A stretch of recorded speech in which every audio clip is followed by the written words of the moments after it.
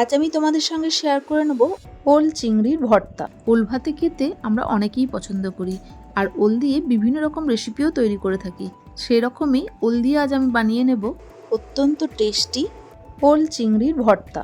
তাহলে চলো দেখে নিই আমি কিভাবে এই রেসিপি তৈরি করি। ওল চিংড়ির ভর্তা তৈরি করার জন্য প্রথমেই ওল সেদ্ধ করে নেব।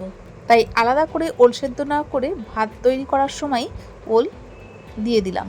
ভাতও হয়ে গেছে, ওলও সেদ্ধ হয়ে গেছে। এই পর্যায়ে ওল ভাত থেকে বের করে নেব। আমি এখানে ওল নিয়েছিলাম 200 গ্রাম, তাই এখানে চিংড়ি মাছ নিচ্ছি 200 গ্রাম। এখানে 8 পিস চিংড়ি মাছ নিয়েছি বড় সাইজের। আপনারা চাইলে ছোট চিংড়ি দিয়েও এই রেসিপি তৈরি করতে পারেন। এখন এই বড় সাইজের চিংড়ি মাছগুলো ছোট ছোট পিস করে নেব। ছোট চিংড়ি মাছ বাছতে অনেক সময় লাগে, তাই সময় বাঁচানোর জন্য আমি সবসময় এই বড় চিংড়ি ব্যবহার করতে পছন্দ করি। এরপর ছোট পিস করে কেটে নেওয়া চিংড়ি মাছের মধ্যে দিয়ে দেবো পরিমাণ মতো নুন, আর দিয়ে দেবো হলুদ গুঁড়ো। এখন নুন আর হলুদ গুঁড়ো চিংড়ি মাছের মধ্যে খুব ভালো করে মিশিয়ে নেব। আর অন্যদিকে সেদ্ধ করে রাখা ওল হাত দিয়ে ভালো করে মেখে নেব। তারপর ওভেনের মধ্যে কড়াই বসিয়ে দিয়ে দেবো সর্ষের তেল। তেলের মধ্যে দিয়ে দেবো 7 থেকে 8 কোয়া রসুন কুচি। রসুন কুচি তেলের সাথে নাড়াচাড়া করে দিয়ে দেবো একটা বড় সাইজের পেঁয়াজ কুচি, আর দিয়ে দেবো 4 থেকে 5টা কাঁচা লঙ্কা কুচি। আপনারা যেরকম ঝাল খেতে পছন্দ করেন সেরকম পরিমাণ লঙ্কা দেবেন। এরপর পেঁয়াজ, রসুন, কাঁচা লঙ্কা খুব ভালো করে তেলের সাথে নাড়াচাড়া করে নেব।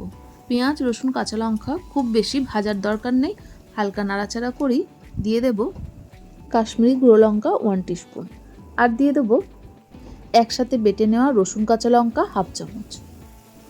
তারপর পেঁয়াজ রসুনের সাথে মশলা খুব ভালো করে মিশিয়ে কষিয়ে নেব।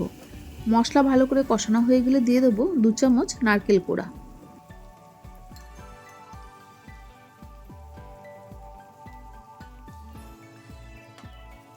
নারকেল কোড়া পেঁয়াজ রসুনের সাথে ভালো করে নাড়াচাড়া করে কষিয়ে নেব।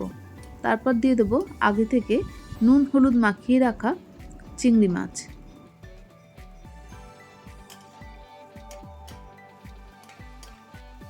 চিংড়ি মাছ খুব বেশি ভাজার প্রয়োজন পড়ে না, হালকা নাড়াচাড়া করেই দিয়ে দেবো আগে থেকে সেদ্ধ করে মেখে নেওয়া ওল এখন মশলার সাথে খুব ভালো করে মিশিয়ে কষিয়ে নেব।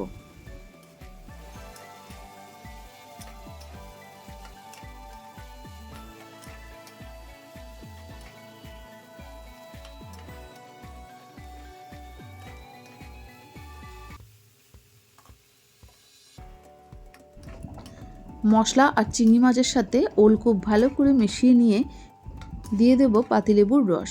এখানে আমি লেবুর রস দেবো একটা লেবুর 4 ভাগের 1 ভাগ। এখন ওলের সাথে লেবুর রস ভালো করে মিশিয়ে নেব। তারপর গ্যাসের ফ্লেম একদম লো করে দিয়ে দেবো 4 চামচ কাসুন্দি।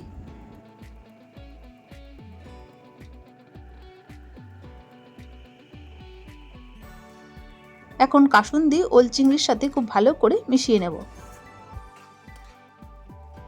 সবশেষে গ্যাস ওভেন বন্ধ করে দিয়ে দেবো 1 চামচ কাঁচা সর্ষের তেল। তারপর সর্ষের তেল খুব ভালো করে ওল চিংড়ির সাথে মিশিয়ে নিলেই তৈরি হয়ে গেল অত্যন্ত টেস্টি ওল চিংড়ির ভর্তা। ওল চিংড়ির ভর্তা যদি গরম ভাতে প্রথম পাতে পরিবেশন করেন তাহলে দেখবেন পুরো ভাত এই ওল চিংড়ি ভর্তা দিয়েই শেষ হয়ে গেছে, আর অন্য কিচ্ছু লাগবে না। এই ওল চিংড়ি ভর্তার রেসিপি যদি আপনাদের ভালো লেগে থাকে তাহলে আপনারাও আমার মতো করে তৈরি করে নিন, আর কেমন হলো তা জানিয়ে লাইক, শেয়ার, কমেন্ট করে দেবেন, আর অবশ্যই সাবস্ক্রাইব করে পাশে থাকবেন। ভালো থাকবেন, সুস্থ থাকবেন। ধন্যবাদ।